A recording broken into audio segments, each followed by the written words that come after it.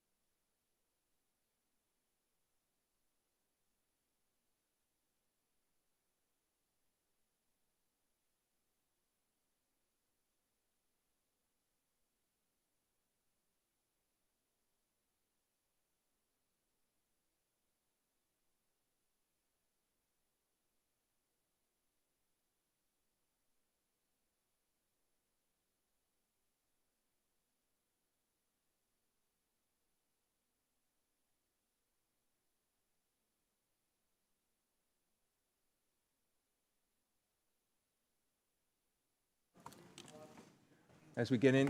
Chairman Engel's joining us.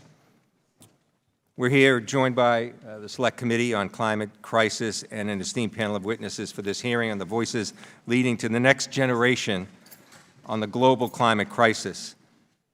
I know a few of our witnesses have a hard stop at 11:30 in order to get to their next event advocating on these issues. So I'll just ask that all the members keep their questioning to 5 minutes or less so we can fit in as many members as possible. Without objection, all the members may have 5 days to submit statements, questions, extraneous materials for the record, subject to length limitation in the rules. And I'd just like to call on the chairman of the full committee, who has a few words to offer, Chairman Engel. Good morning, everyone. I just wanted to invite everyone to come to the Foreign Affairs Committee, and by the looks of it, you're all here. I want to welcome everybody. Climate change is certainly something that is so important, and the aggravating thing about it is that there are so many who still deny it. So I look forward to listening to what our young people are saying today, because the world is really their future, and we owe it to them to do what we can now to make sure that the world is saved. And climate change is certainly something that is happening, and if we don't do anything about it, it will certainly imperil future generations. And I'm just happy to welcome everybody to the Foreign Affairs Committee room. Thank you. I'd like to thank the chairman. I'd just like to recognize myself for 5 minutes for an opening statement. Our panel represents the next generation of leaders, and so naturally, we're speaking to the future. However, let us be clear.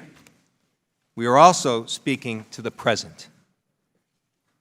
We're witnessing the effects of climate change daily, whether it's storms, forest fires, floods, and other disasters occurring with increasing intensity and frequency. Increased migration due to sea level rise, threats to food and water safety. This is the reality we're facing right now because of climate change. Regardless of where we live, we all see it when we go home.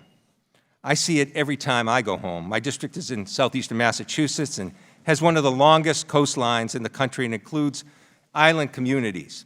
On Cape Cod, we're anticipating a sea level rise of 1 to 2 meters by 2100 and 3 to 12 meters in the next few hundred years. Erosion and storm damage costs families and businesses trying to live with more than they can afford as every storm approaches, and with each storm, we're also worried about the cost to lives as well. Our historic fishing and lobster industries are threatened by increasing ocean acidification and rising ocean temperatures.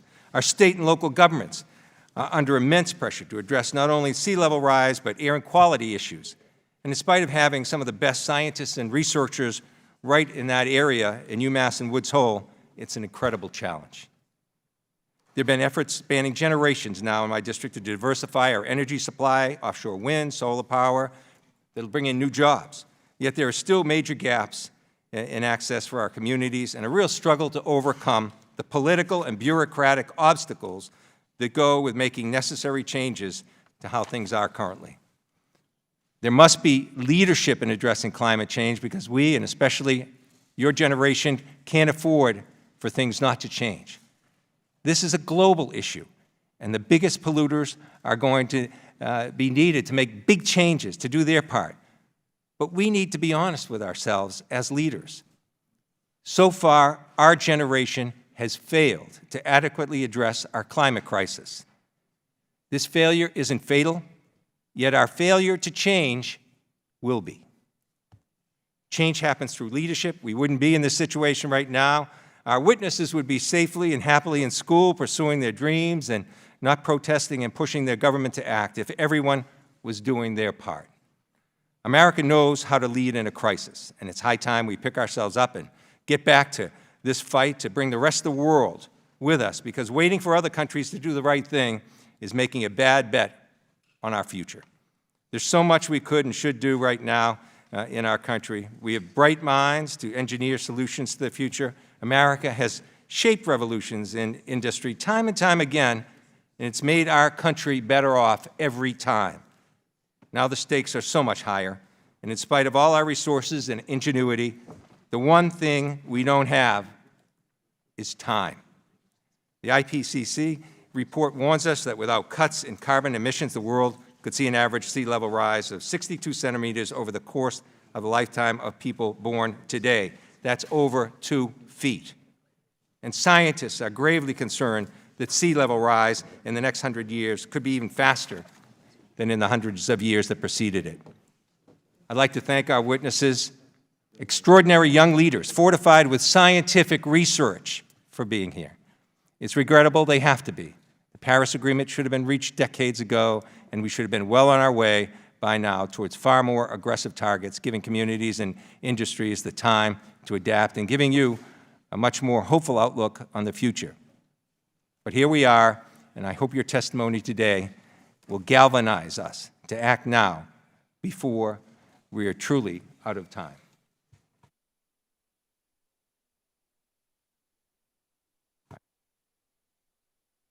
Ranking Member Adam Kinzinger for his opening statement. Thank you, Mr. Chairman. Thank you all for being here. We appreciate it. Given the high level of interest in this hearing, the late start, and the many people that have questions, I'll be brief. Climate change is real, and the best way to combat it is by reducing not only our nation's carbon emission, but that of the rest of the world. The changes we are seeing in the climate pose both short and long-term challenges, and I believe they can be addressed in 2 major ways. First, we need diversity in our energy sources. Energy diversity is energy security. Similar to one's own personal investment strategies, this nation cannot afford to put all its eggs in one basket. If you're looking to invest, you don't put all your savings into one stock and let it ride. You diversify your investments in mutual funds, bonds, real estate, etc. Second, we need to support market-driven innovations to develop new clean energy technologies that will put the United States at the forefront of environmental technologies. Illinois' 16th Congressional District is a great example of what this market-driven strategy would look like. My district's home to 4 nuclear reactors, which serve as, actually it's 8 reactors, 4 plants, which serve as the most abundant, clean, and stable energy source on the planet, as well as hundreds of wind turbines, solar panels, and geothermal sources. These diverse sources not only provide year-round reliable clean energy, but also have produced high-paying jobs for my constituents. Around the world, many nations are implementing strategies to combat climate change, and nuclear must be part of that strategy. Unfortunately, some of our closest allies are taking their nuclear reactors offline at a time when we need low-carbon energy sources. Meanwhile, as the West looks at options to combat climate change, we all know that China's global emissions continue to rise. For every ton of carbon dioxide reduced by the United States, China adds nearly 4 times as much. Today, the Chinese account for 30% of global emissions. While some may say that the United States needs to be the leader of combating climate change, I would say that we already are. Since 2005, global emissions have increased by 20%, but the United States emissions have decreased by more than the next 12 emission-reducing countries combined. While reducing global emissions is vital, it's also important to note that there's over 1 billion people living without access to electricity. That's 1 billion people burning coal and wood for heat. 1 billion people living with increased risk for foodborne pathogens, 1 billion people living without access to basic sources of information like the radio. From a foreign policy standpoint, this should not be overlooked. The next global health crisis or conflict could easily come from these communities living in poverty. We must encourage other developed nations to reduce emissions while understanding that for economies just getting off the ground, it's not entirely possible, at least not without substantial help from the United States and our allies. It's going to take major innovation and breakthroughs to not only reduce our emissions here at home, but also provide clean, reliable power to those currently living without it. All Americans want to be good stewards of their environment. Tesla doesn't sell cars because of the sound system, and people don't put solar panels on their roof because they look good. Consumers, especially young people like we have today on our panel, want to know that policymakers share their values. I believe we do, and that we'll continue to see market-driven solutions that combat climate change and provide clean energy to the world. With that, I yield back the balance of my time. Thank the gentleman for his comments. Chair now recognizes the chair of the Select Committee on Climate Crisis, Ms. Castor. Well, thank you, Chairman Keating, for hosting this hearing today. Thank you for including the members of the House Select Committee on the Climate Crisis. We're thrilled to be here. The youth climate movement has grabbed the attention of the world, and it's due to the hard work of many of the students in this room and many young people all across the planet. Did you all know that Congress's first major hearing on the climate crisis was in 1988? Congress has had plenty of opportunity to understand that burning fossil fuels warms the planet and alters the Earth's climate. Yet scientists tell us that more than half of the carbon pollution that has been emitted into the atmosphere has occurred since that hearing in 1988. I've been in Congress since 2007, and we've done some good things since then. We've raised auto efficiency standards. We've supported the dramatic expansion of wind and solar power. We've started to fund the kind of climate resilience to protect the places that we know and love. But it is not enough, not by a long shot. This year, under Speaker Pelosi's leadership, we passed our first major piece of climate legislation in 10 years. A bipartisan vote sent H.R. 9, Climate Action Now, to the Senate, where it awaits action. That bill takes a common sense approach of keeping the United States in the Paris Climate Agreement. Because the U.S., we shouldn't back down, we shouldn't surrender, not in the face of the climate crisis. We need to take bold action now. 70% of young people in America say they worry about climate change. I don't blame them. They're doing more than paying attention in science class. This generation is the most well-informed and connected generation in history, and everything they're learning has driven them to a new level of engagement.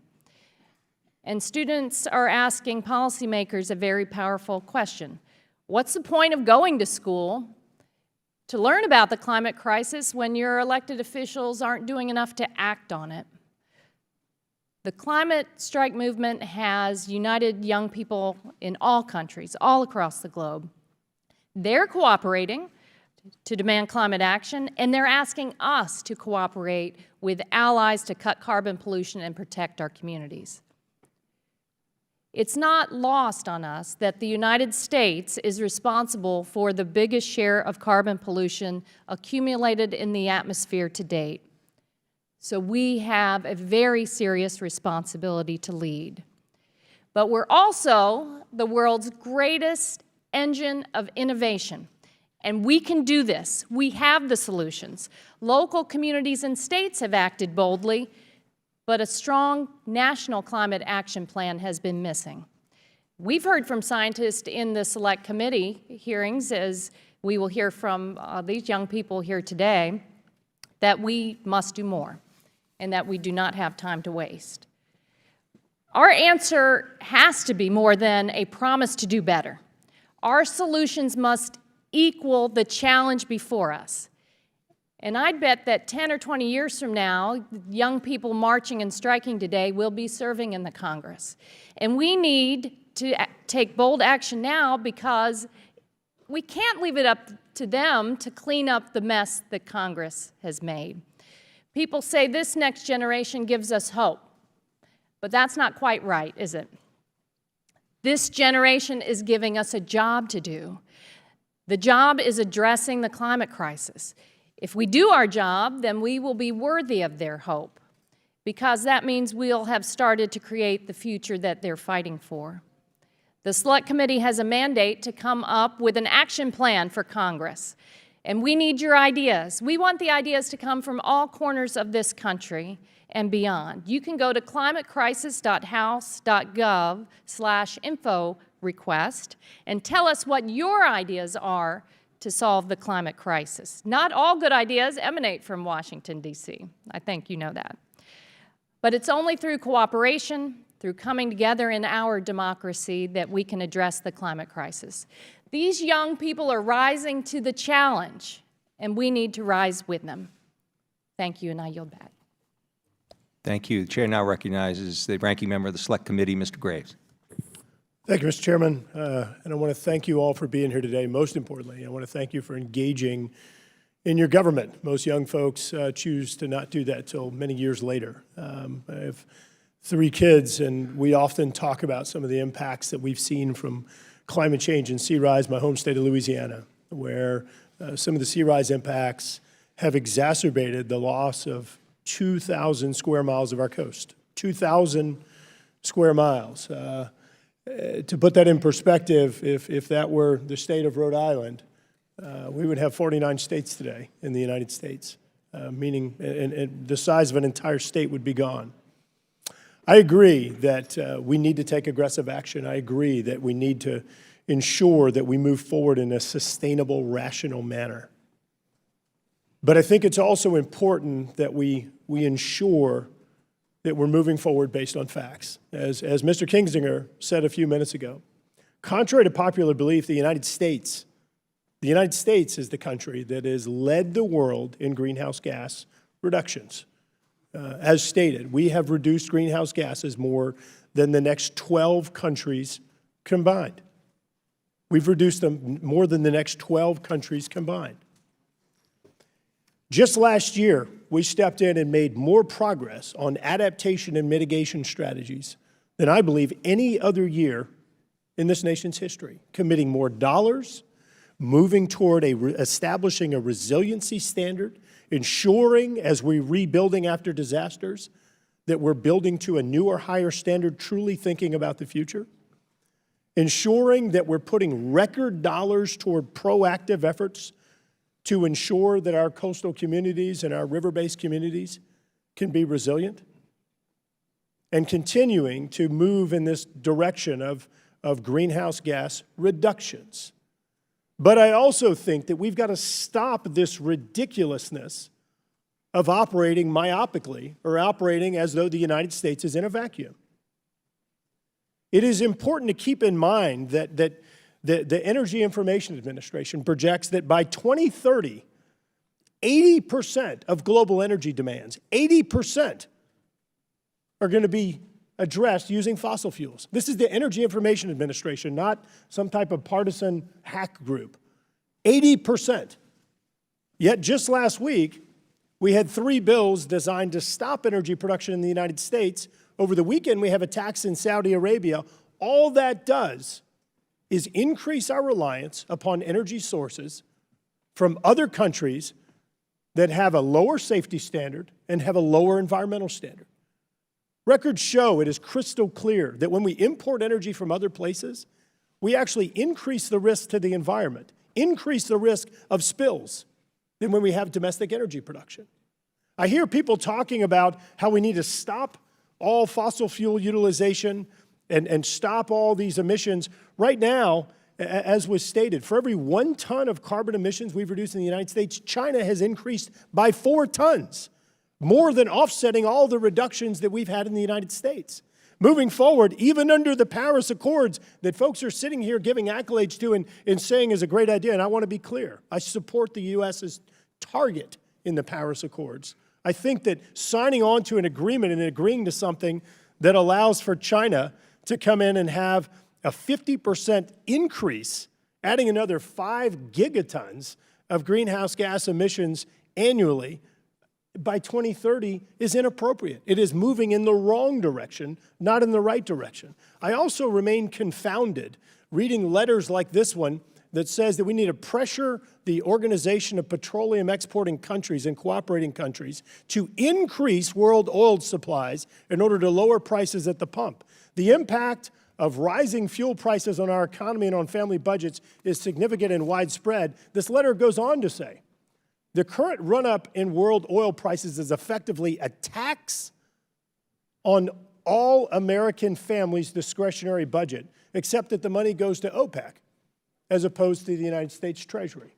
So let me say again, this letter is advocating for increased world oil production because prices are too high. Who do you think signed this letter? Who do you think signed this letter? Think about it for just a minute. Put a name in your head. This letter was sent by Senator Cantwell, Senator Menendez, Senator Chuck Schumer, and Senator Ed Markey just last year. I remain so confused by what it is that we're doing. What is our policy? And Mr. Chairman, I ask unanimous consent that this be included in the record. Look, Any objection? my home state is at risk of its existence moving forward with sea rise. But we've got to make sure that we're moving forward in a rational manner that builds on successes and corrects failures, rather than these confounding policies that make no sense. Yield back. Well, thank you. I'll now introduce our witnesses. Greta Thunberg is from Sweden.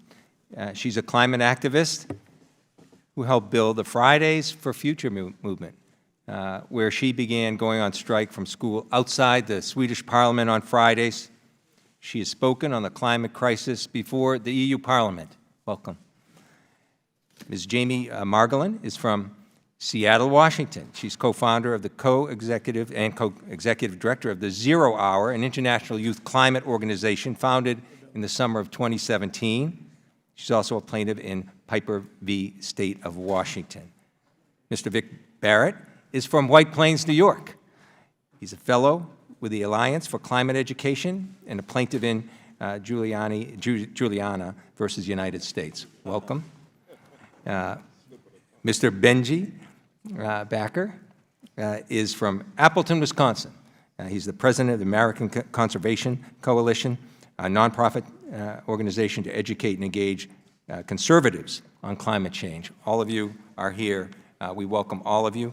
We appreciate your efforts. Please limit your testimony to 5 minutes, and without objection, your prepared written statements will be made part of the record. I'll now go to Ms. Thunberg for her statement.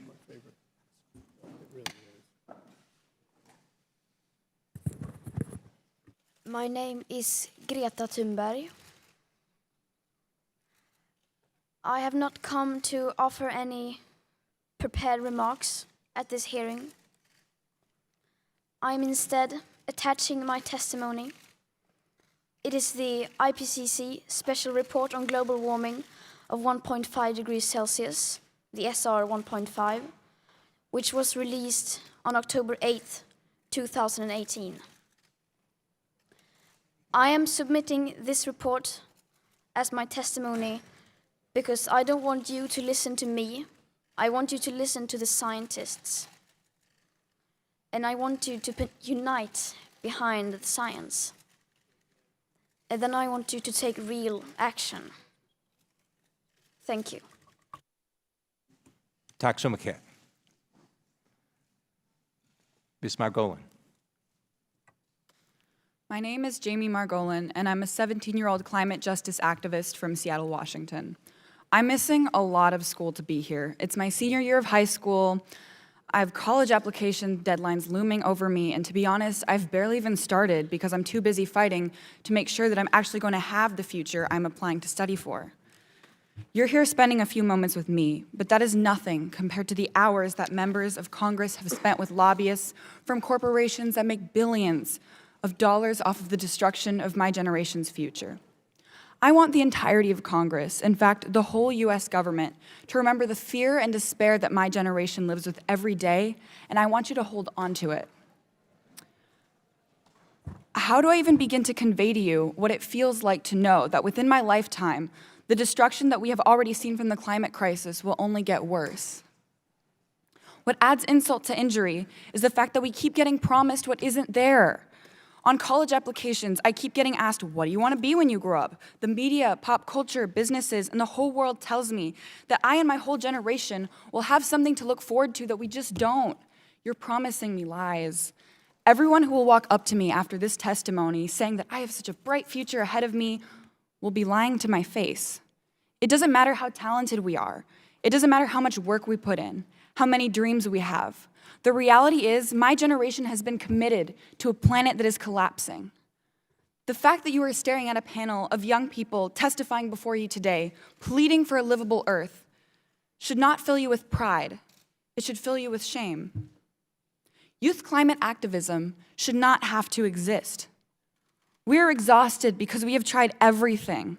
We've built organizations, organized marches, and worked on political campaigns. I sued my state government in a lawsuit called Piper versus the State of Washington, along with 12 other plaintiffs, for contributing to the climate crisis and denying my generation's constitutional rights to life, liberty, and property. The lawsuit is also arguing that the natural resources of my state are protected as a right under the Washington State Constitution.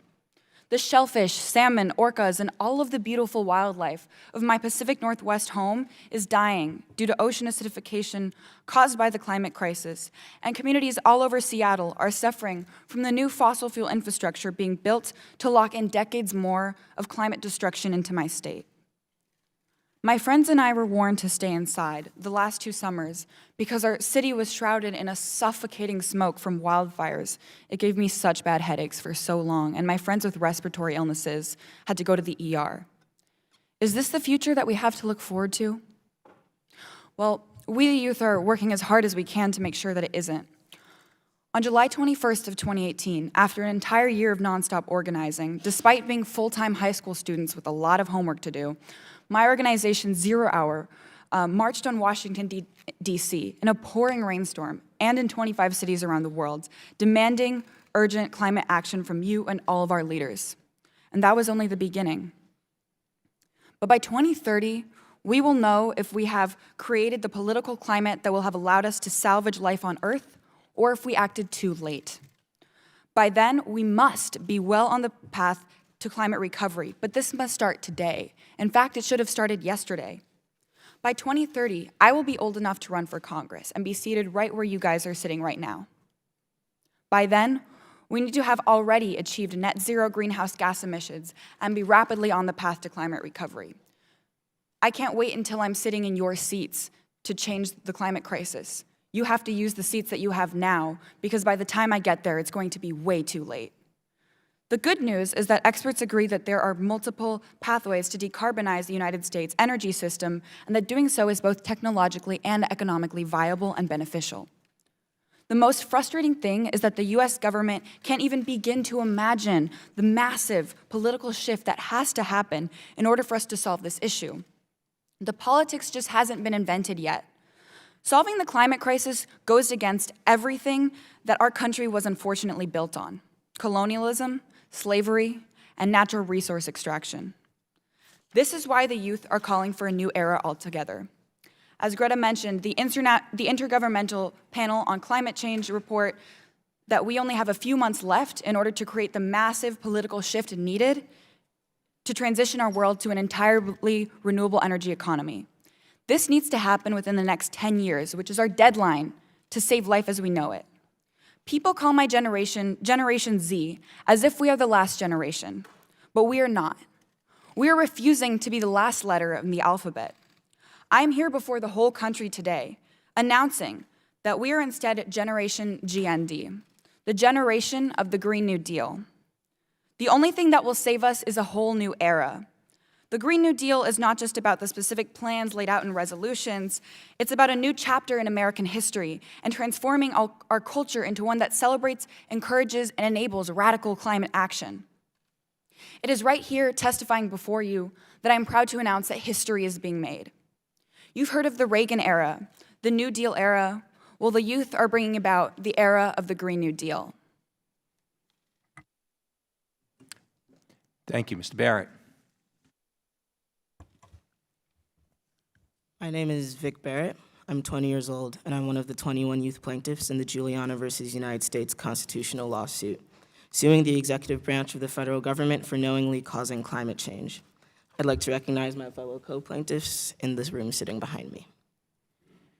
I'm a first-generation Garifuna American.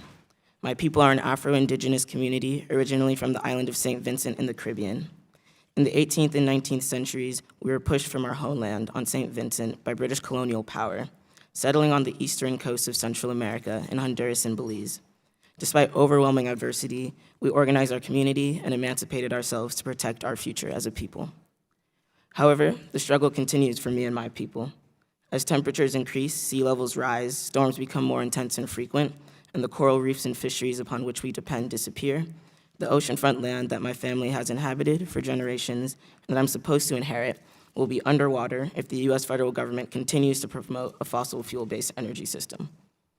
It is not just me and my people in Honduras being harmed by climate change. Frontline communities around the country and around the world are already feeling the effects of the climate crisis, from the dispossession of land to the grave public health threats that are disproportionately affecting myself and other young people. These frontline communities are made up of people who look like me: young, Black and brown, LGBTQ, indigenous, identities which place them at a significantly higher risk to experience the impacts of climate change than the general populace due to their marginalized status in our society. I myself have felt the consequences of climate change directly. Growing up in New York, I was impacted by the climate change-fueled Hurricane Sandy, which left my family and school without power for days. I still experience grave anxiety about experiencing another climate-driven disaster like Superstorm Sandy and the harm that these storms will have on myself and my family.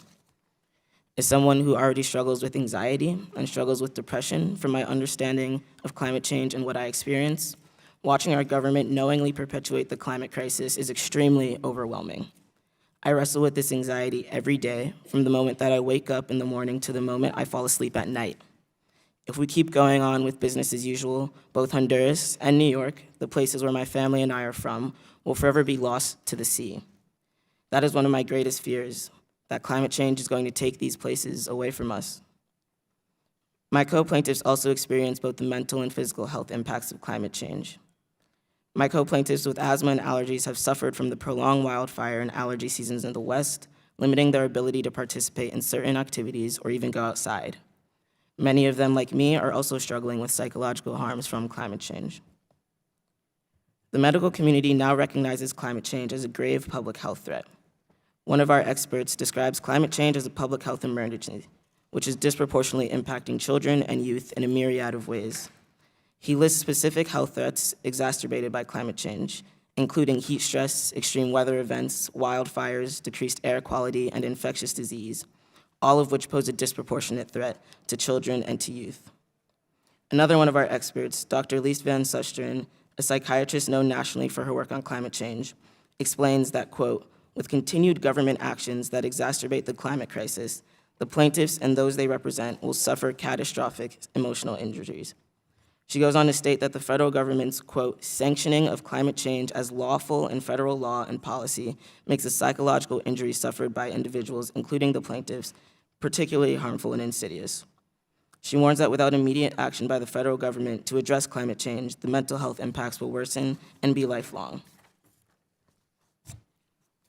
Just as my federal government sanctioned discrimination in schools and housing until the middle of the last century, a policy that harmed children, my federal government has also orchestrated and sanctioned a system of fossil fuel energy that is harming children in another way, irreversibly threatening our health, our personal security, our homes, and our communities by recreating a dangerous climate system. Like youth who have come before us in the civil rights movement and other social justice movements, it is often the youth that must shine a light on systems of injustice. So in 2015, 21 young people, myself included, filed a lawsuit against the United States and agencies of the executive branch to safeguard our constitutional right to life, liberty, and property, including our rights to personal security, bodily integrity, and a stable climate system that sustains our lives and liberties. I was born into a world in which my future and my past are uncertain, born into a world where my culture and inheritance are literally slipping into the sea, born into a world where my people are going extinct. Show children everywhere that you care about our future and the future of all generations to come. Now is your time to stand in solidarity with me and my co-plaintiffs, America's youth, and communities around the world to fight for a just future free from catastrophic climate change. Thank you. Thank you. Mr. Backer.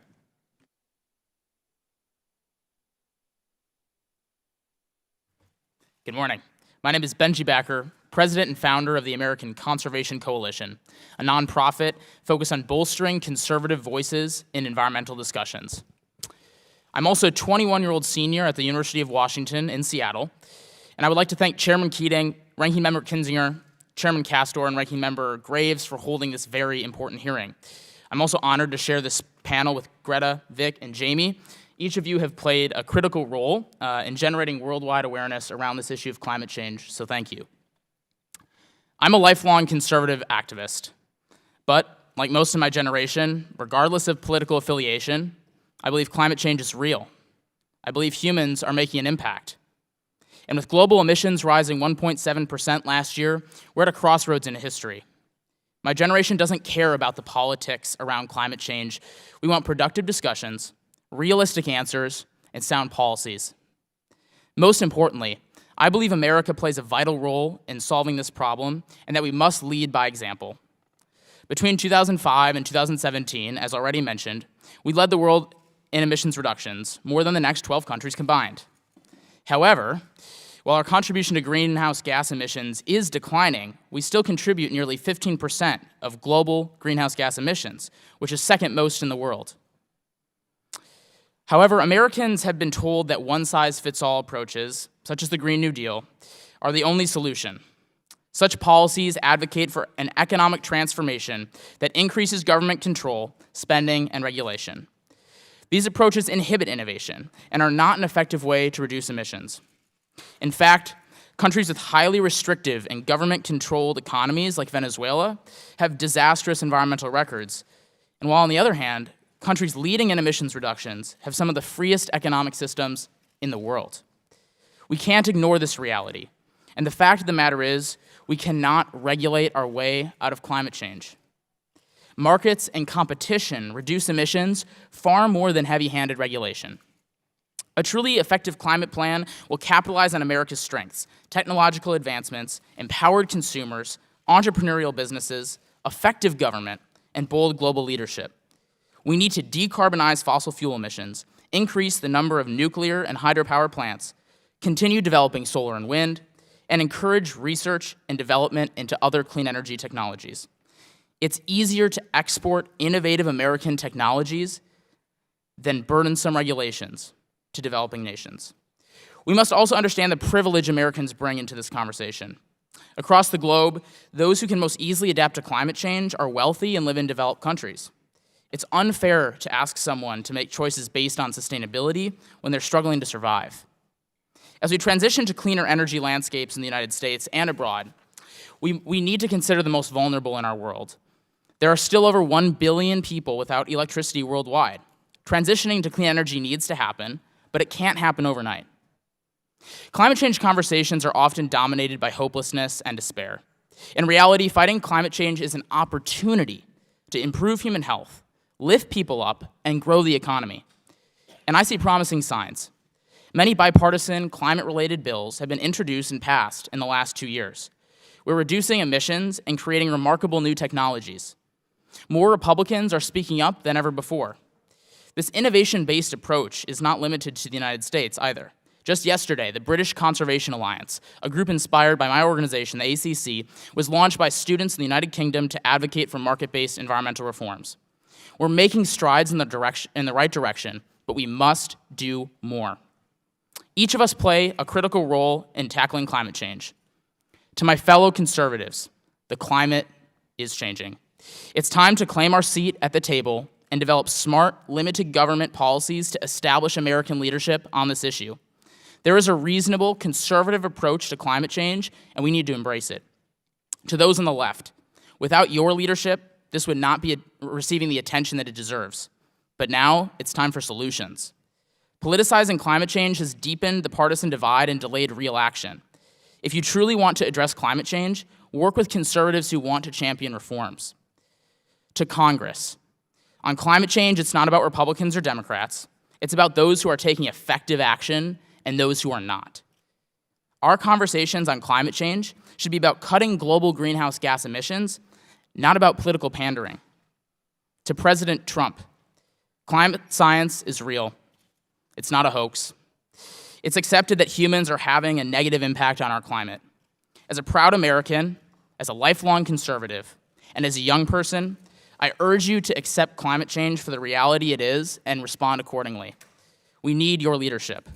And lastly, to young people, you have remarkable power. The 4 of us testifying up here today are all under the age of 22. The world is listening with open ears and hearts to our voices and voices just like yours. Stand for what you believe in, uplift the world, and don't back down. Climate change is about our future, and people need to hear you and us.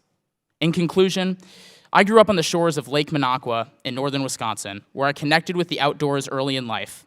Nature is where I find the most peace and calm within myself. That's why I founded the American Conservation Coalition, to fight for wild places and stop climate change from destroying them. The health of the environment affects all of us, regardless of where we live, our background, or our political affiliation. It's time for Americans to join together, find solutions on climate change, and protect our planet for generations to come. Thank you. Thank all the witnesses for their testimony and their urgency. It came through in all of your testimony. I now recognize myself for less than 5 minutes so that we can get as many people to ask questions as possible. Start just with Ms. Thunberg. You chose to submit the IPCC report in lieu of your written testimony. Could you expand on why it's so important to listen to the science?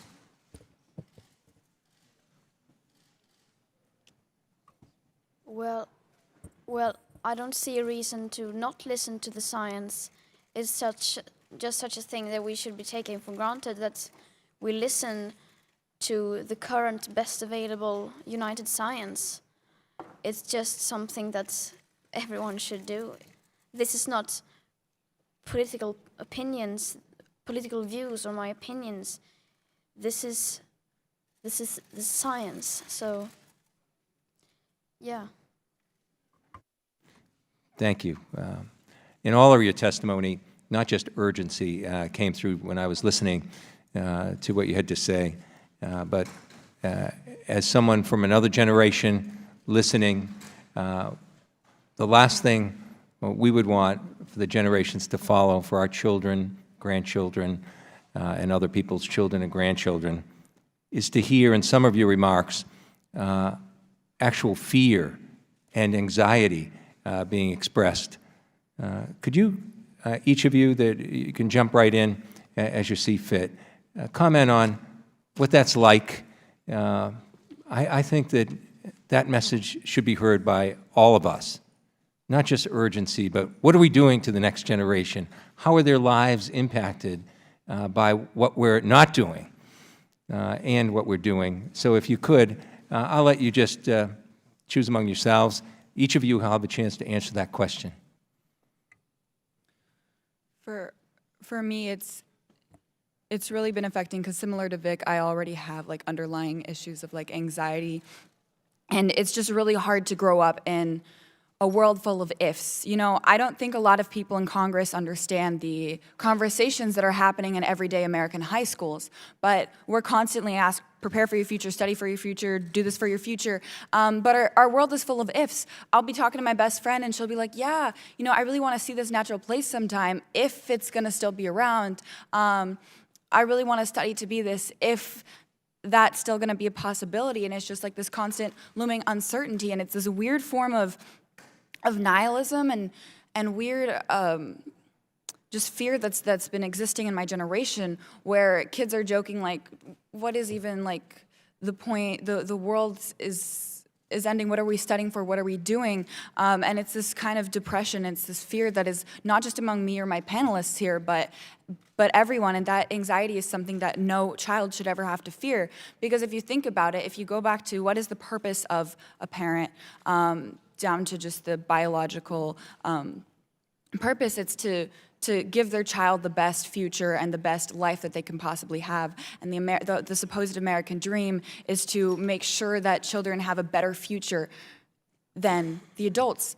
But right now, it's like some members of government and some corporations are actively pointing a gun to children's futures and actively making it worse, actively going out of their way to support corporations and poison us and destroy our future. And that is horrifying, and it feels like a betrayal. It's like a knife to the heart to know that people who have kids, they'll go around in these campaign ads and they'll be like holding these babies like, oh, you should vote for me. Look at me interacting with a small child, while they actively poison and choose their wallets over their children. So it's very devastating and scary, but it's also, it feels like we've been betrayed.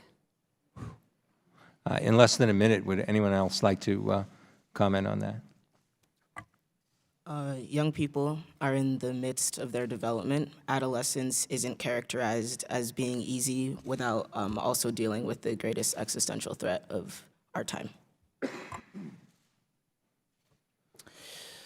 I definitely understand and agree with the panelists that this is something that a lot of young people stress about, and actually that's why I got into this movement to begin with in 2016, was because I thought that it was something that Americans needed to tackle, and the movement that I associated with, the conservative movement, needed to tackle as well. But the more that I've gotten into this movement, the climate change movement, the more that I've seen that this is actually a positive, that there's actually a lot of opportunity here, that we have time, science says so. That doesn't mean we don't have to act, but we do have time, and we have an opportunity and a chance for people to come together on this issue and work across party lines and generate economic growth to solve this issue. So I feel hopeful. Great. I now yield to the ranking member, Mr. Graves. Thank you, Mr. Chairman, and I want to thank you all for your testimony, all of you. It really was impressive, and I very much appreciate it. Ms. Thunberg, you said, let's unite behind the science. I couldn't agree with you more. Let's unite behind the science, and I think we actually need more science, not less. Mr. Backer, you said that we need to stop this partisan fighting and actually work together to yield solutions that make sense. So let me say it again. You have folks that propose this Green New Deal, yet when it's brought up for a vote, nobody votes for it. No one. You have efforts like last week to stop energy production, yet you have letters going out saying, hey, we want you to produce more oil in Middle Eastern countries and other nations that don't share American values and that have dirtier energy, that have higher emissions than in the United States. This whole thing is a charade. When you actually look at science, Ms. Thunberg, and you look at facts, the facts are, it wasn't Waxman-Markey legislation here that was designed to require emissions reduction that yielded the United States leading the world in emissions reduction. It was actually folks doing the right thing, stepping in and actually reducing emissions, through innovation, through energy efficiency, through conservation, to where we are leading the world. And in fact, we have beat the projections under Waxman-Markey, the mandatory legislation, and we've done it with cheaper energy prices. Those are the facts. Next, going to Mr. Backer, when you look at where we've actually made progress, once again, talking about last year, I worked together, Mr. Series and I and others on the Transportation Committee, where we've developed the first resiliency standard, bipartisan, unanimous bill passed out of the committee, where we dedicated record funding to resiliency and mitigation. And in the United States today, we're spending more money on climate science, technology, and energy solutions than anywhere else in the world. Those things have been done in a bipartisan manner and are actually yielding results, not the charades. These things aren't yielding anything. Ms. Thunberg, let me ask you a question. If you're sailing across the ocean and you're picking up trash along the way, and for every one piece of trash that you pick up, there's a boat right next to you dumping out 5 pieces. How would that make you feel?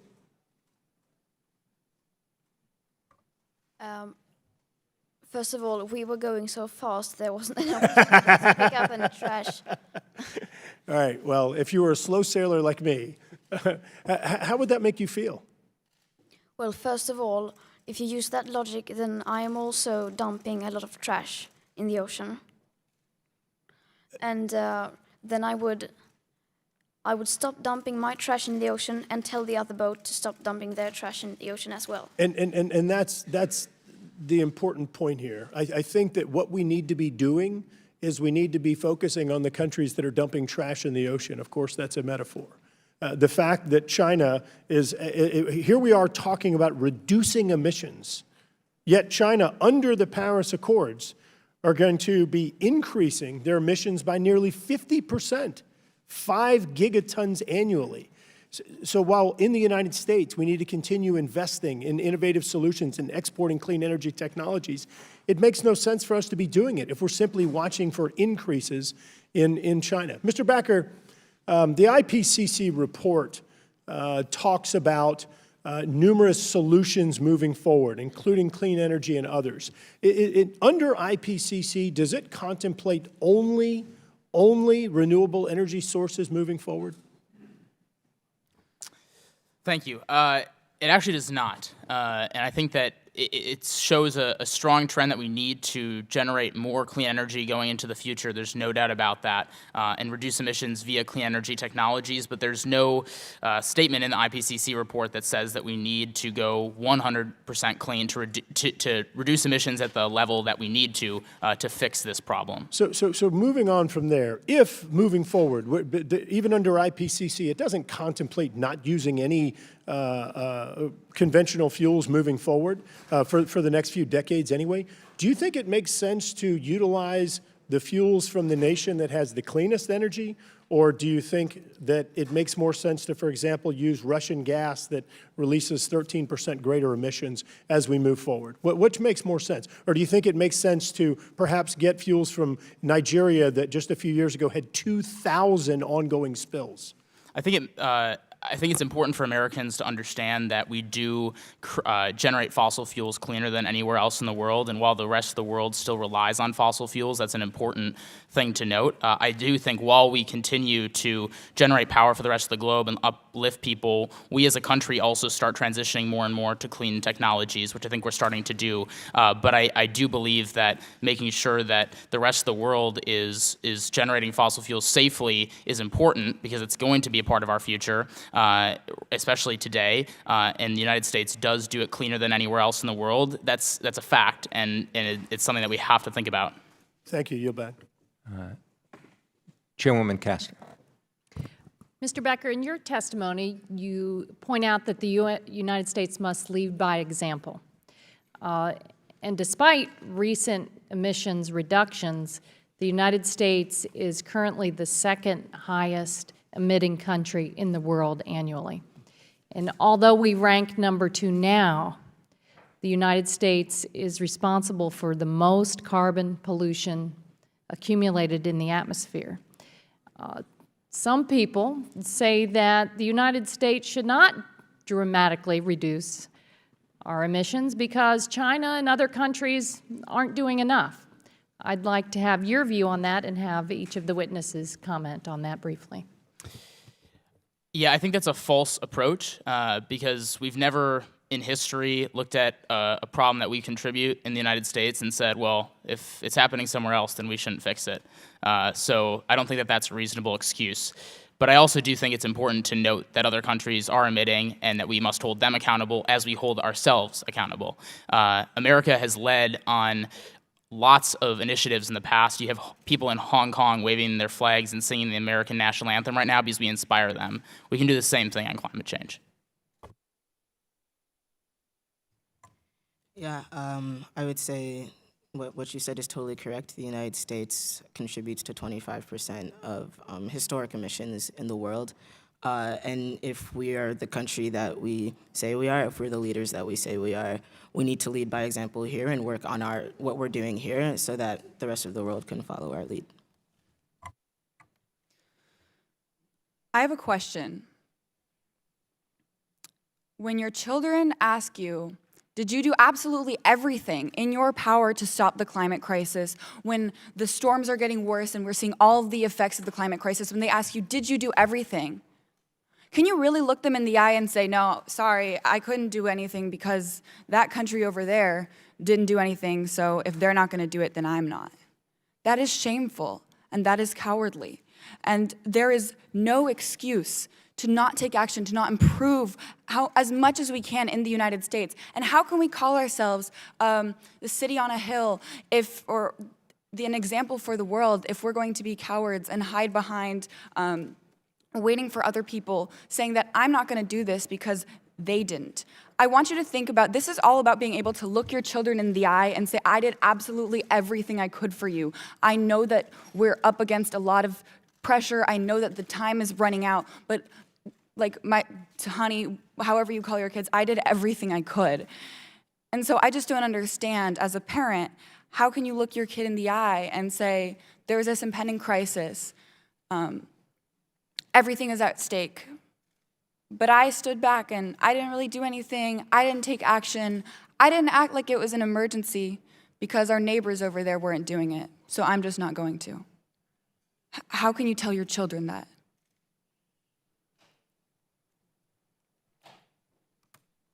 Ms. Thunberg.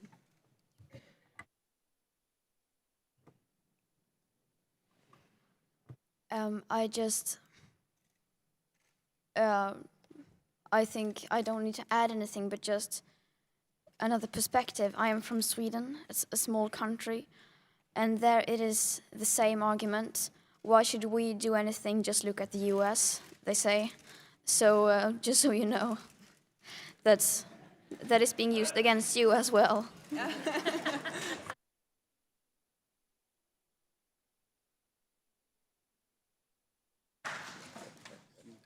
Chair recognizes Representative Miller.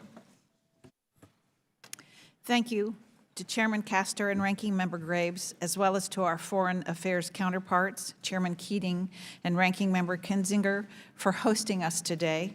And I want to say a very special thank you to all of you for being here today and for caring so much about our Earth. Throughout our work on this committee, I have long said that any recommendations that the Select Committee on the Climate Crisis makes must ensure that we provide for innovation and not taxation. Solutions should work to reduce our carbon footprint, but not come at the detriment of increased costs for consumers. Mr. Backer, I want to thank you for your leadership and your candor. We all must do whatever we can and do our part to take care of our beautiful world. In your testimony, you discussed how we cannot regulate our way out of climate change. What are some of the ways that we can better utilize technology and increase innovation? Thank you. If we really want to focus on reducing emissions, which I think we all agree is the end goal that we're talking about here today, it needs to be about the results, and the results can come from innovation like you're alluding to. If you look at the technologies that we can have around carbon capture, taking carbon emissions out of the air from fossil fuel emitting plants and being able to put that into the earth or reuse it for another type of product, or you look at the shifts in the transportation sector to transition to cleaner cars and cleaner technologies, that's the example of things that we can do across the globe and continue innovating, because innovation, like I mentioned in my testimony, is something that we can export to other countries very, very easily, because it creates jobs, it's more efficient, and it ends up helping the economy. A great example of this is 194 of the world's largest companies have pledged to go 100% renewable by 2030, 2040, or even sooner than that. They're doing that because it's more cheap, it's more efficient, and it helps their consumers. It's done that because of innovation. And if we put regulations on different industries, we're not going to be solving the problem. We need to work on decarbonizing fossil fuels and reducing emissions now. And we can't do that with regulation. We can only do that through innovation. We need to innovate our way out of the climate change problem. Thank you. I yield back my time. Vice Chairman Spanberg. Thank you very much. Thank you all for being here. I hold your commitment to fighting for the future generations of this planet in the highest esteem, and I'm grateful for the attention you're bringing to these critical issues through your advocacy. Ms. Thunberg, in your speech to UN Secretary General Antonio Guterres on climate change, you said we are facing an existential threat, and I agree. The scientific consensus is clear. Climate change is real. Its effects, including changes to rainfall and farmers' growing seasons, sea level rise along our coasts, and exacerbation of conflicts abroad, are a threat to us all. In fact, our intelligence community and 2 former secretaries of defense have cited climate change as a root cause and driver of instability and global threats, making it not just a moral imperative, but a national security imperative as well. I'm curious, in your travels as an activist and as an advocate, have you heard stories or have you engaged with those who are focused on the issues of how climate change and the instability it causes internationally are impacting security issues and how those might impact our future generations? I have, of course, met many people who have experienced environmental and climate-related disasters and who try to help people to come back from that. And I haven't been meeting so much with people who have told me stories about it being a national security threat because I simply haven't had enough time to do that. There are so many people to meet and so many stories to hear, so I can't listen to them all. But I imagine maybe one of the others have. It doesn't seem like they have either. So maybe then you should talk to someone who is an expert in that area.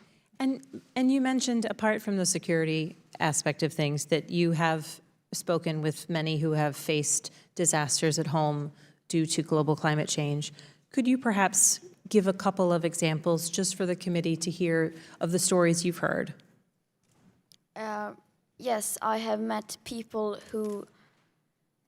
whose communities were whose neighborhoods were destroyed by natural disasters, who were amplified by the climate crisis. I've met people whose food and water supply is being threatened by environmental or climate-related catastrophes. And it's so sad that it's so incredibly many people, so incredibly many examples that is just horrible, because so many who have experienced this and so many who are suffering from this today. And I mean, we are already seeing the consequences, unacceptable consequences of this today, and it will only get worse the longer we delay action unless we start to act now. Thank you very much. I would also like to add, answering that question, I would like to acknowledge that we have some Amazon protectors in the room right now who are fighting to protect the Amazon rainforest, and that is a place in the world where people are gravely suffering, not exactly from climate change itself, but from the causes of the climate crisis. The animal agriculture industry is behind, and the collusion of the animal agriculture industry with the governments of Brazil and other countries that would rather make a short-term profit than protect the lungs of our planet. The Amazon rainforest is the lungs of our planet, and that's why we're seeing these massive fires, and it is indigenous protectors like the ones here sitting who have been fighting, literally putting their bodies on the line and suffering from these fires. And I don't want to speak for them because I don't know their own stories, but I encourage you to talk to them later. But I think it's also very important that as we speak from an American perspective, we also realize that the climate crisis is global, and that even though maybe, you know, for me personally, I have Latin American roots and that my family is from Colombia, but even if you don't have those roots in Latin America, the Amazon rainforest is the lungs of our planet. And so it burning down, we must unite with Latin America, and we must unite with the indigenous activists and listen to them and give them a platform, and also not perpetuate the same systems of oppression that have been pushing them down, because it is, and I don't want to speak for this, and I don't know if, Vic, you have anything to add, but it is the same systems of oppression that are causing the climate crisis that are making people feel the worst effects. To add to something that I heard earlier, I just want to say real quick, I realize my time is running out, but Albert Einstein defined insanity as trying to solve an issue with the same thinking that caused it.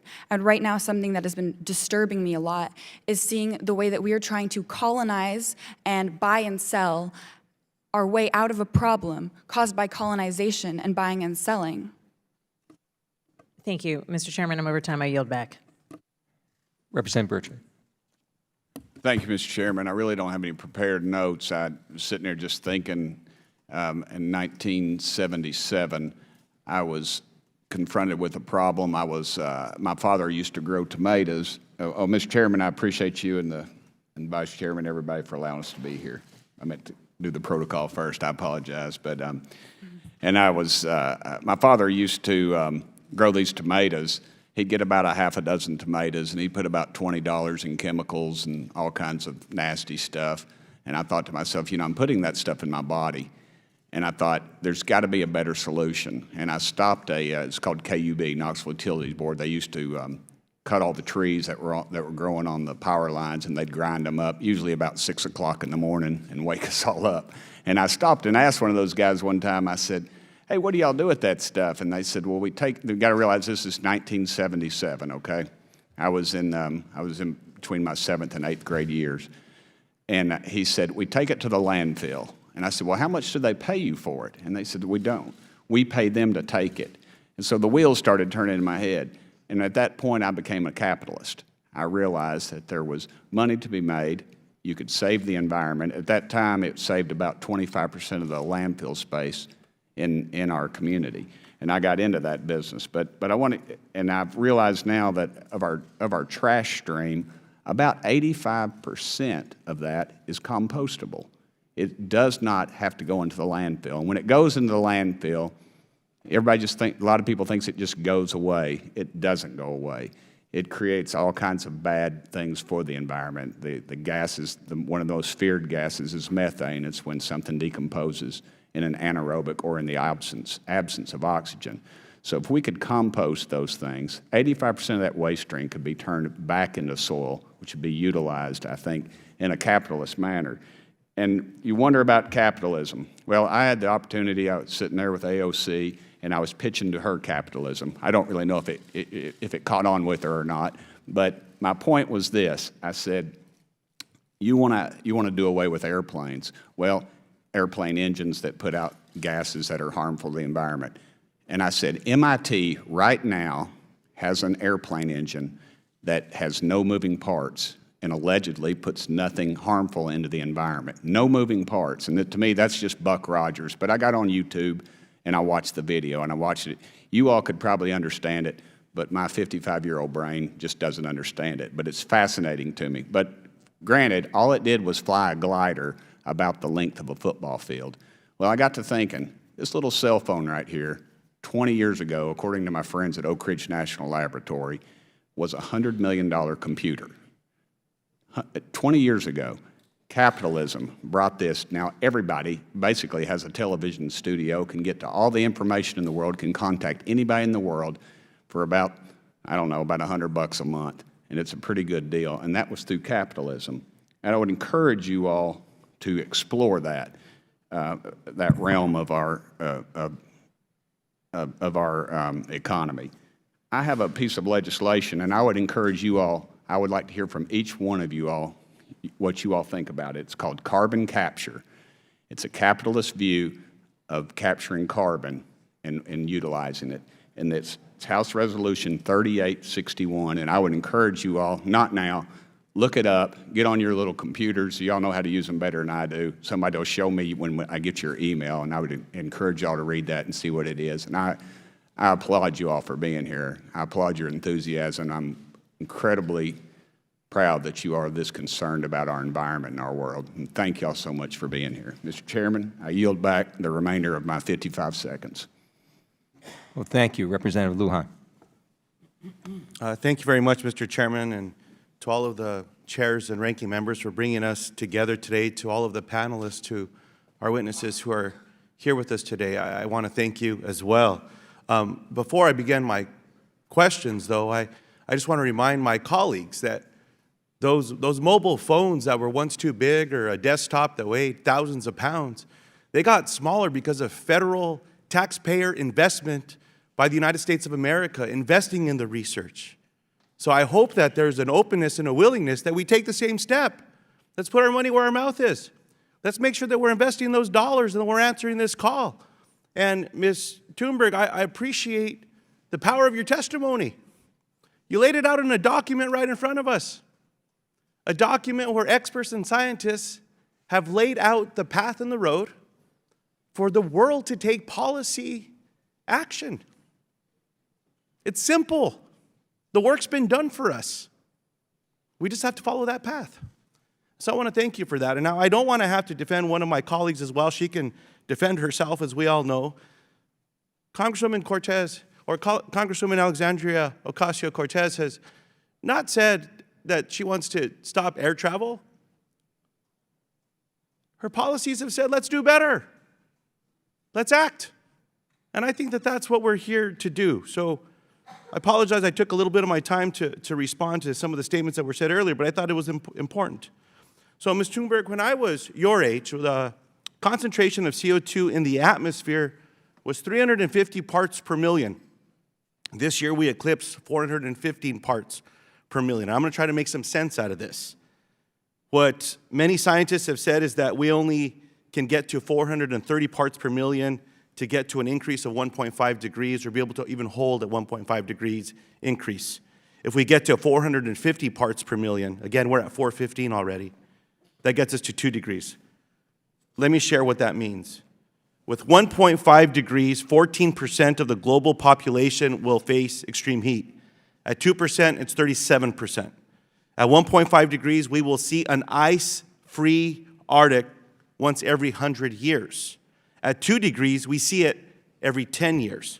At 1.5 degrees, our fisheries decline by 1.5 million tons and our coral reefs decline by at least 70%.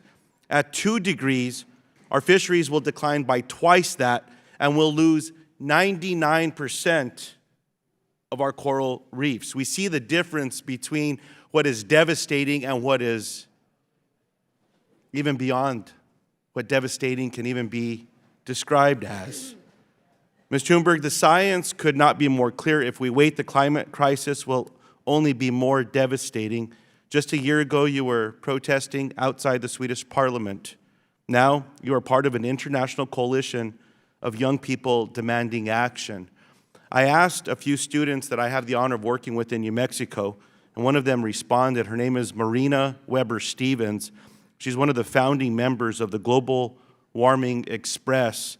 Anyone that's interested can find them at theglobalwarmingexpress.org. And she asked a very important question, but one that I think you have an answer to, and it's this.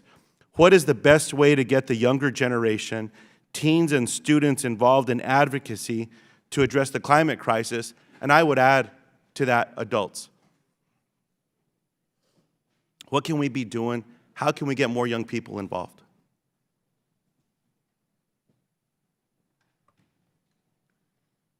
How we can get more young people involved? I think to just tell them the truth, tell them how it is.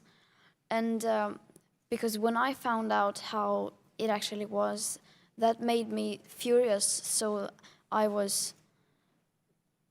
wanted to do something about it. And that is at least I've spoken to many, and I think that is the experience many others have. Because as it is now, people in general don't seem to be very aware of the actual science and how severe this crisis actually is. So I just think we need to inform them and start treating this crisis like the existential emergency it is. Then I think people will understand and want to do something about it. I think that's powerful. Tell them the truth. With that, I yield back. Mr. Carter. Thank you, Mr. Chairman. And let me begin by thanking all four of you for being here. I cannot tell you how much this builds up my confidence in the younger generation and having you involved in this. It's extremely important that you be involved in the process, and I applaud you for being here, and I thank you for being here. I want to start with you, Mr. Backer. It's really good to see someone who's interested in such an important project, or such an important topic, I should say, and also who understands that we need to factor in the economy in this and the economic impact that something like this could have. Do you think that the state of our economy and the need to maintain a robust economy, because after all, you're all going to be participating in our economy in a way you already are, but in the future you will be even more. It's important that we have a robust economy so that we'll be able to provide jobs for young people and for all of our citizens. But do you think it's important to consider that when we're considering climate change? Thank you, Mr. Carter, and also thank you for being a member of the Roosevelt Conservation Caucus. It's a caucus started by Republicans focused on bringing conservatives back to environmental discussions. It's a major step forward, so thank you. So The economy definitely needs to be a part of this conversation, because if we don't take the economy into consideration, we're leaving the people who are at the most risk we're keeping them at the most risk. We're allowing people who are in the lower poverty levels to be affected the most by our policies. There is an opportunity, a strong opportunity, to be economically sensible and environmentally sensible. Economic sustainability and environmental sustainability do go hand in hand. And I think a lot of people who are on this issue and believe that this is a topic that's of importance believe that the agricultural industry, corporations, and fossil fuels are a lot of the times the enemy. But they're part of our society, and they are today and they will be for the next, at least for the short term. And so if we want to lower emissions and we want to have a cleaner economy, we have to work with people instead of against people, because the only way that we're going to truly reduce emissions is to do that. And that is true with the economy, because we can't have a strong environment without a strong economy. And the worldwide statistics show, as I mentioned earlier, that the most free economies are the cleanest in the world. Does that mean that they're done and that they don't have to do more? Not in the slightest. But economic success and environmental success go hand in hand. Okay, if I could, and I'll let you just a second. I want to show you something on the screen if we can get it up. It's a chart that the EPA has put out that, are we going to be able to do it? Oh, just hold it up? You want me to hold it up? Okay. All right. Oh, okay. Are you going to be able to get this? Okay. Well, unfortunately, you can't see it very well. But it is a chart that the EPA put out in 2018, and it shows the growth of our economy since 1970. And the United States has actually grown our economy. Our gross domestic product has grown almost 300%. Our vehicles miles traveled has grown almost 200%. Population has grown. Energy consumption has grown. But our carbon output has decreased over that period of time. So it is possible to do. We can grow our economy and decrease our carbon output. And we have done that since 1970. In fact, if you look, we've actually decreased the 6 common pollutants almost 100% since 1970 while growing our economy. So it can be done. One thing I want to make sure we understand is that, look, listen to me. This is not a Republican-Democratic issue. This is an American issue. This is a world issue. It's not United States versus China versus India. All of us have to work on this together. I believe in climate change. I believe the climate's been changing since day one. I'm old enough to remember. You're not, but I'm old enough to remember the early 70s when we thought we were headed for another ice age.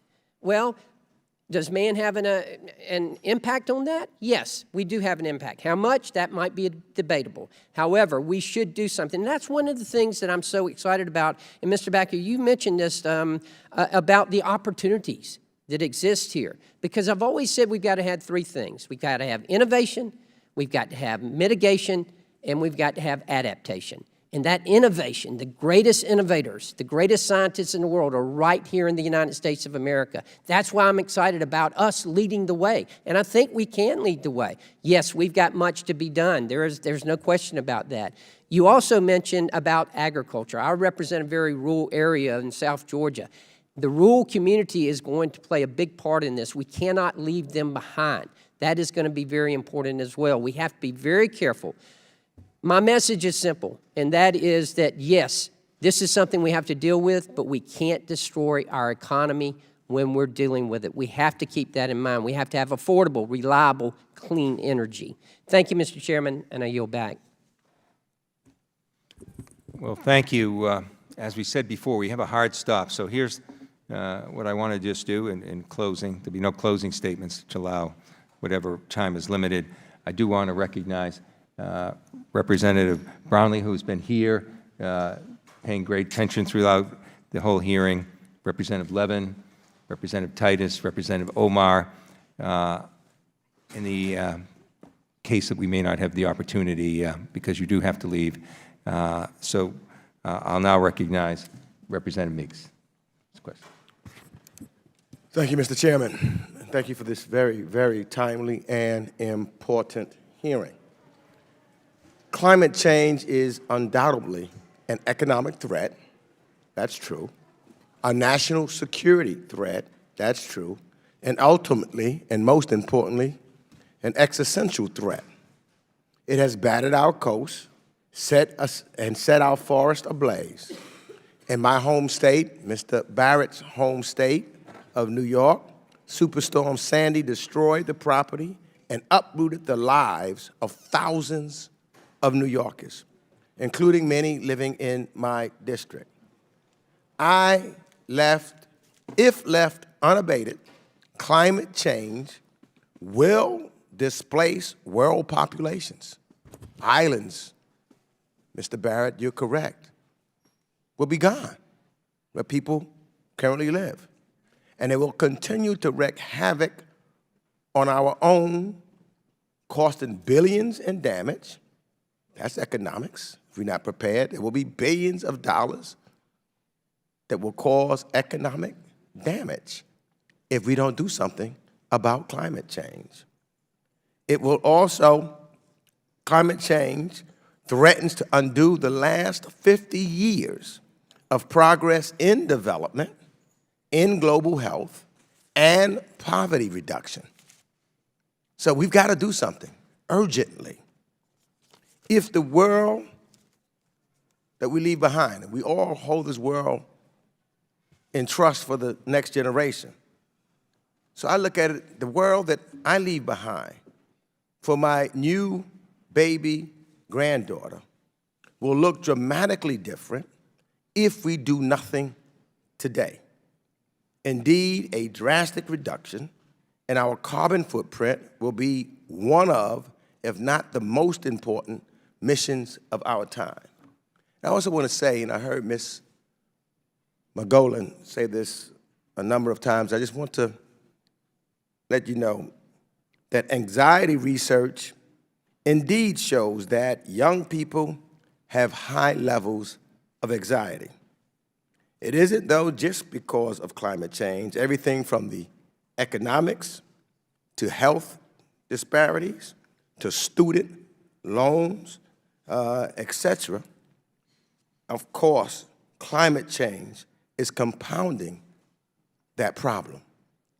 But what you are doing by being here and leading does make a difference. And I just used the example of one of my colleagues who at 16 years old helped change and shape a nation. His name was John Lewis. He put his life on the line. He had a lot of anxiety if you talk to him.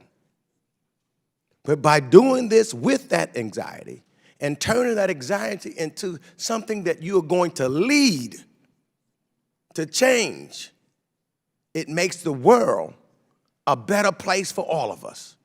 So I compliment you on how you are using your anxiety to make a difference in the world.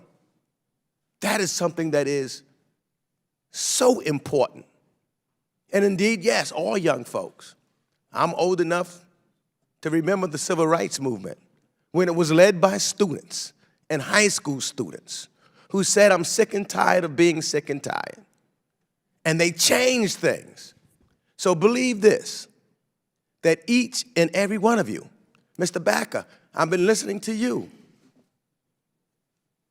You are part of a change that's going to make us all better, to make this nation and this world better. One of the things we'll fight back and forth, but guess what? I still bet on America. We'll go through some of the bad times, because Lord knows I've seen bad times, and I've seen us come through it. So I want to say to each and every one of you, don't give up on America, because what America is all about is that if we stand up and fight, if we stand up for what we believe in, we will change things. It does make a difference. It is the reason why I can sit here, Mr. Barrett, because I've seen my father go through some terrible times as an African American, and then I saw Barack Obama become president of the United States. Not just for black folks, but for all folks. Keep up your work. You will make this place we call Earth not only exist, but thrive and be a better place. And I yield back. Well, thank you. Thank you for your extraordinary testimony. It makes a difference. It will make a difference. And by the way, it's bipartisan and based on science. Thank you for being here. We also want to thank Representative Costa, who's been here too, as well. So you stayed later than you agreed to. I know how hard-pressed you are. So if I could just ask those in the audience and the press, allow the witnesses to go to the anteroom where we came in from so that you can get to your next place more quickly. So please remain seated. Allow the witnesses to go to the anteroom so that they can have an expedited way back to their next meeting, which they agreed to stay longer to hear our testimony. With that, I adjourn this hearing. Thank you.